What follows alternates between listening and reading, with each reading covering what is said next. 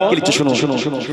আসমান জমিন ওই বেদ করে কে গেল দেখো ওই খোদার কাছে জিবরিল আমিন আসিল তারার বুকে নিয়ে গেল নবী কে পুরাকে করে আসমান জমিন ওই বেদ করে কে গেল দেখো ওই খোদার কাছে জিবরিল আমিন আসিল তারার বুকে নিয়ে গেল নবী ওই বোরাকে করে